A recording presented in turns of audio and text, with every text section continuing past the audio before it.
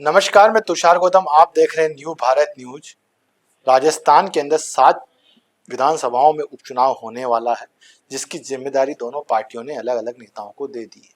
लेकिन हरियाणा चुनाव की बात कर लेते हैं, विधानसभा चुनाव की, क्योंकि जो राजस्थान से भेजे गए नेता क्या वहां चमत्कार बता पाएंगे, रणभेद पाएंगे। आखिरकार बीजेपी से गए हैं सतीश पूनिया, राजेंद्र राठौड़ वगैरह वगैरह और भी नेता है, लेकिन सतीश पूनिया, राजेंद्र राठौड़ की महत्वपूर्ण भूमिका हरियाणा में देखने को मिल रही है। सतीश पूनिया को विधानसभा चुनाव के बाद से ही राजस्थान से निकाल दिया गया और उनको हरियाणा भेज दिया गया, क्योंकि वो आमेर से चुनाव हार गए थे। पूर्व प्रदेशाध्यक्ष हैं, संघ के भी करीबी हैं, लेकिन पार नहीं पड़ी राजस्थान में। तो आखिरकार सोचा आला कमान ने कि सतीश पूनिया को हरियाणा भेज दिया जाए, क्योंकि जाट बाहुल्य क्षेत्र में इनकी ड्यूटी और तैनाती कर दी जाए तो हो सकता है बीजेपी का ग्राफ कुछ बढ़े। लेकिन नजर ये आ रहा है कि जहां जहां सतीश पूनिया जा रहे हैं, विश्वस्त सूत्रों के हवाले से खबर मिली है कि सतीश पूनिया का खुद का कहना है कि मनोहर लाल खट्टर को 2 बार रिपीट करना, मुख्यमंत्री बनाए रखना, ये बीजेपी के लिए घातक हो गया। नरेंद्र मोदी और अमित शाह की छवि के ऊपर एक दाग लग गया। मनोहर लाल खट्टर की जो बातें सामने आ रही है, हरियाणा विधानसभा चुनाव में एक समुदाय को तवज्जो देना और एक समुदाय के बीच में दो दो फाड़ कर देना, ये मनोहर लाल खट्टर की राजनीति, 2 बार की राजनीति, मतलब 2 बार के मुख्यमंत्री ने जिस तरह से वहां काम किया है, ये नजर आने लगा है। राजेंद्र राठौड़ को उस इलाके में तैनाती की गई है जहां राजपूत मतदाता ज्यादा है, लेकिन राजेंद्र राठौड़ का खुद का कहना है कि यदि मनोहर लाल खट्टर को दोबारा रिपीट नहीं करते मुख्यमंत्री, उसकी जगह किसी दूसरे को बना देते, तो हो सकता है कि इस बार का हरियाणा विधानसभा चुनाव बड़ा रोचक होता। वहीं दीपेंद्र हुड्डा ने जो कमर कसी है और कुमारी शैलजा को जो कोने में बिठा दिया है, उससे लग रहा है कि हरियाणा के अंदर भी कांग्रेस के अंदर गुटबाजी तो बनी हुई है और आपने भी गठबंधन तोड़ लिया। उसका क्या खामियाजा दीपेंद्र हुड्डा को भुगतना पड़ेगा। लेकिन जानकार पंडितों का कहना है, जो मजे हुए पंडित है, राजनीति के पंडित है, जो हरियाणा विधानसभा को बहुत अच्छे से कवर कर रहे हैं, उनका यही कहना है कि इस बार दीपेंद्र हुड्डा की पार पड़ सकती है। कि जिस तरह से 5 साल वो एक्टिवेट रहे, जगह जगह करनाल से लेके नारनौल तक वो गए, तो उससे लगता है कि कहीं ना कहीं दीपेंद्र हुड्डा को कहीं ना कहीं फायदा नजर आएगा। लेकिन अब हम बात करते हैं हरियाणा और राजस्थान को कोरिलेट करने की। मैं पहले राजस्थान की बात को प्रारंभ किया था, फिर मैं हरियाणा पर आया, दोबारा से राजस्थान पर आ रहा हूं। सतीश पूनिया, राजेंद्र राठौड़ जिस तरह से वहां मेहनत कर रहे हैं, उससे अंदाजा लगाया जा सकता है कि इस बार राजस्थान में यदि 7 विधानसभा उपचुनाव होने वाले हैं, तो क्या सतीश पूनिया, राजेंद्र राठौड़ खुद टिकट तय करेंगे? क्या भूमिका रहेगी? या भजन लाल शर्मा जो मुख्यमंत्री है वो सर्वे सर्वा रहेंगे? या वसुंधरा राजे हैं जो पूर्व मुख्यमंत्री है लेकिन अभी बाहर का रास्ता दिखाया हुआ है, क्या उसका सहयोग लेंगे? आपस में चौगड़ी अभी गटमट बनी हुई है, सह प्रभारी नए नए बना दिए गए हैं, लेकिन जो बीजेपी कार्यकर्ता वो खुश नहीं है। बीजेपी कार्यकर्ताओं का खुद का कहना है कि राजस्थान में लग नहीं रहा है कि भाजपा की सरकार है, क्योंकि जिस तरह से ब्यूरोक्रेसी हावी है, मंत्रियों की एक नहीं सुनी जा रही है, मंत्रियों को ललकार और देते हैं अफसर राजस्थान के अंदर। देखिए नई सरकार का हाल। पूर्व मुख्यमंत्री जननायक अशोक गहलोत कह रहे हैं कि 28 या 29 सितंबर को आंदोलन कर सकता हूं गांधी वाटिका के लिए, लेकिन सरकार ने देखा कि नुकसान नहीं हो जाए अशोक गहलोत के इस आंदोलन से। बैक फुट पर आ गई है सरकार, गांधी वाटिका को 2 अक्टूबर को आम जनता के लिए खोल देगी, ऐसा सरकार ने प्लान बनाया है। क्या अशोक गहलोत से डर गई है भजनलाल सरकार? गोविंद सिंह डोटासरा हरियाणा में भी कह रहे हैं कि राजस्थान में पर्ची की सरकार। आखिरकार भजनलाल शर्मा क्यों वार नहीं कर देते पर्ची का नाम लेके? राजनाथ जिस तरीके से विधायक दल की बैठक में एक स्लिप लेके आते हैं, पर्ची लेके आते हैं, वसुंधरा के हाथों में थमा देते हैं और नाम का डिक्लेरेशन हो जाता है, उसी को पर्ची सरकार दे दिया गया है। क्या ये शोभा देता है? पीसीसी के जो चीफ है गोविंद सिंह डोटासरा एक पार्टी के संवैधानिक कार्यकर्ता है और जिम्मेदारी से प्रदेश अध्यक्ष बनाया है, विपक्षी दलों के ऊपर तंज कसते रहे हैं, कह रहे हैं कि छटनी का दूध याद दिला देंगे, केंद्रीय मंत्री को, बिट्टू सिंह को, यदि वो राजस्थान में आते हैं। ऐसे ऐसे उनके बयान नजर आ रहे हैं। और उपचुनाव के लिए भी ललकार दिया गोविंद सिंह डोटासरा ने कि एक नहीं चलने देंगे, बीजेपी की तमाम 7 सीटें हम जीतेंगे। क्या गोविंद सिंह डोटासरा, सचिन पायलट, अशोक गहलोत एकजुट होंगे या नहीं होंगे? क्योंकि जिस तरह से सचिन पायलट दिल्ली का दौरा कर रहे हैं, राहुल गांधी, प्रियंका वाड्रा और अजय माकन से मिल रहे हैं, कि इससे लगता है कि सचिन पायलट मुख्य भूमिका में आना चाहते हैं। कि अशोक गहलोत को कोई डर सता रहा है कि सचिन पायलट मुख्य भूमिका में आएंगे तो हो सकता है कि मेरा कद नीचे हो जाएगा।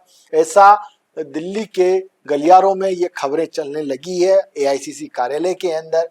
क्योंकि जिस तरह से अशोक गहलोत अभी 2 महीने से अपने निज निवास पर आराम कर रहे थे, कमर के दर्द की वजह से नहीं निकल रहे थे, अब वो निकलने लगे हैं। हरियाणा की जिम्मेदारी उनको मिली है, अजय माकन को। अजय माकन के साथ क्या वो चमत्कार दिखा पाएंगे? क्योंकि 25 सितंबर की घटना, जो 2021 वाली 25 सितंबर की घटना, क्या उसको याद करें तो अजय माकन और अशोक गहलोत के आपस के बीच में क्या अभी भी खटास जारी है? इससे लगता है कि यदि दोनों ने तालमेल नहीं बिठाया हरियाणा के अंदर, तो हो सकता है कांग्रेस के बागी भी बागी हो सकते हैं।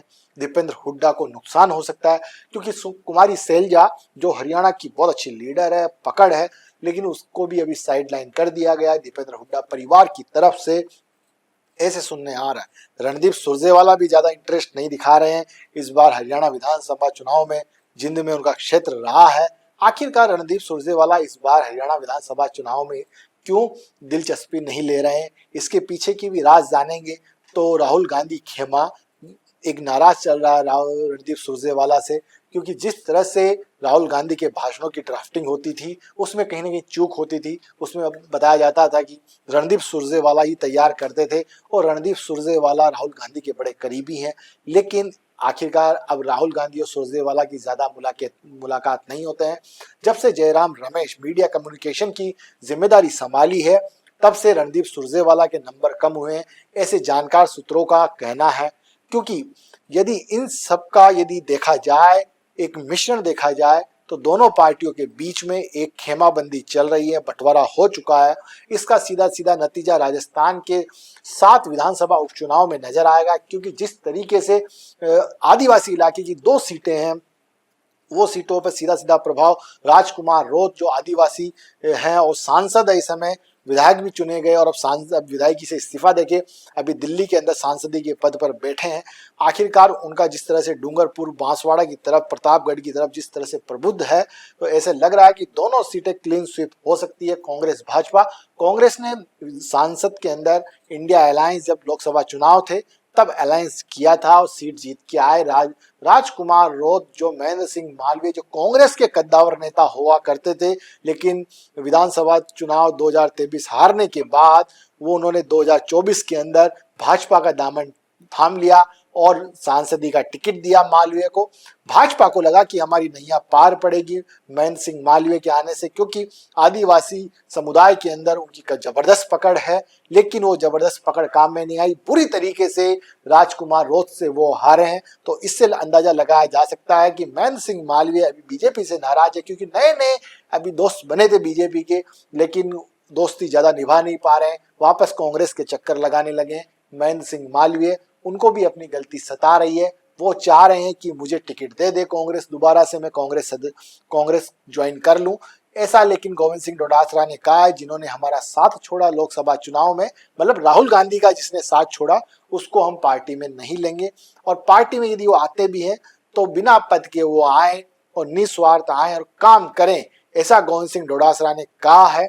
और वसुंधरा राजे की जो दूरी देखी जा रही है विधानसभा चुनाव में भी, न कश्मीर विधानसभा चुनाव में गई, न हरियाणा विधानसभा चुनाव में गई। स्टार प्रचारक बनाया गया, स्टार प्रचारक की लिस्ट में वसुंधरा राजे आई, लेकिन गई नहीं और ज्यादा रैली सभा की नहीं। हरियाणा में गई थी, लेकिन वहां पर इतना जनसभा को संबोधन नहीं किया। ऐसा लग रहा है कि वसुंधरा राजे छिटक रही है बीजेपी से। क्या उनको क्या चाहिए बीजेपी से? अच्छा, 2 मुख्यमंत्री भी बनाए 2-3 बार, लेकिन क्यों अब वसुंधरा राजे बीजेपी से नाराज चल रही है, इसका अंदाजा लगाएंगे तो 7 उपचुनाव सीटों में बीजेपी को नुकसान मिलेगा। क्योंकि वसुंधरा खेमा भी अनएक्टिव है, देखा जाए वो अनेक्टिव रहता है तो बीजेपी को कहीं ना कहीं नुकसान होता है, क्योंकि इस बार लोकसभा चुनाव के अंदर जो राजपूत वोट और जाट मतदाता जिस तरह से बीजेपी से रूठे हैं, इसी वजह से 25 से 14 पर वो आए हैं।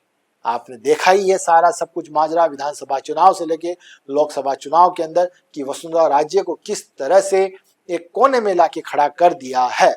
इससे लगता है कि सातों उपचुनाव के अंदर टक्कर तो होने वाली है, लेकिन कांग्रेस की जिस तरह से अभी मेहनत कर रहे हैं, जिस तरह से कार्यकर्ता एक लगे हुए हैं, इससे लगता है कि कांग्रेस की स्ट्रेटेजी काफी अच्छी है। बीजेपी अभी हरियाणा कश्मीर इलेक्शन में उलझी हुई है, तब विधानसभा चुनाव खत्म होंगे, तब वापस हो सकता है थोड़ा मानसून एक्टिव हो जाए बीजेपी का। तभी भजनलाल शर्मा या राजन राठौड़, सतीश पूनिया, मदन राठौड़ क्या तय करेंगे, क्या स्ट्रेटेजी अपनाएंगे, उस पर तय करेगा कि भाजपा पिछड़ेगी या आगे बढ़ेगी। देखते रहिए, तब तक के लिए आप न्यू भारत न्यूज सहयोगी अमित शर्मा के साथ मैं तुषार गौतम, न्यू भारत न्यूज जयपुर।